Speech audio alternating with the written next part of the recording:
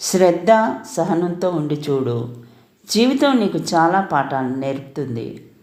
ఓర్పు ఓటమెరుగదు, సహనంతో సాధ్యం కానిది లేదు. ఈ రెండు ఉన్నవాళ్ళు జీవితంలో ఎప్పటికీ ఓడిపోరు. ఇదే నిజమైన జీవితం. జీవితంలో నవ్వడం నేర్చుకోవాలి, నటించడం కాదు. అందరినీ నవ్వించడం తెలుసుకోవాలి, ఏడిపించడం కాదు. అయినా ఎందుకో ఈ రోజుల్లో నటించేవాడే నవ్వుతున్నాడు. సంతోషంగా నలుగురిని ఏడిపించేవాడే సంతోషంగా ఉంటున్నాడు. ఎదగాలనుకున్న వాడికి చెయ్యి అందించు. రేపు ఎప్పుడైనా అవసరం వచ్చినప్పుడు మరొకరు ఖచ్చితంగా సహాయం చేస్తారు. సముద్రాన్ని చూడగలం కానీ దానిలో ఉన్న ఉప్పుని చూడలేము.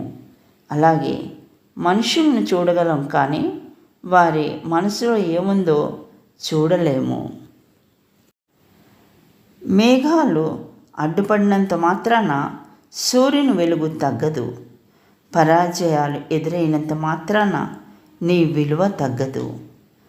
ఒక ధనవంతుని చూసినప్పుడు మనం ఆ స్థాయికి ఎదగాలని అనుకుంటాము. కానీ ఒక జ్ఞానవంతుని చూసినప్పుడు మాత్రం మనం అంతటి జ్ఞానాన్ని సంపాదించాలని అనుకోము. మనిషికి ధనం మీద ఉన్న ఆశ అలాంటిది. సంపద వస్తే ఫోన్ మార్చుకో, ఉండే ఇల్లు మార్చుకో, తిరిగే కారు మార్చుకో, అంతేకాని వ్యక్తిత్వాన్ని మార్చుకోవద్దు. చేతికి 4 గాజులున్నప్పుడు చప్పుడవుతాయి. కోపంగా విసిరేస్తే పగిలిపోతాయి. జాగ్రత్తగా కదిపితే చక్కగా శబ్దం చేస్తాయి. మనసు అందరినీ ఇష్టపడదు. ఒకసారి ఇష్టపడితే ప్రాణం పోయినా మరవదు. అలసిపోయిన జీవితానికి ఆశలు ఎక్కువ, అంతులేని ఆశలకు సమయం తక్కువ. ఇంత వింత జీవితానికి స్వార్థం ఎక్కువ. స్వార్థానికి పోతే నీకు నువ్వే లోకువ. మీ మనసు మీ అదుపులో ఉంటే మీరు అడవిలో ఉన్న ఆనందాన్ని పొందుతారు.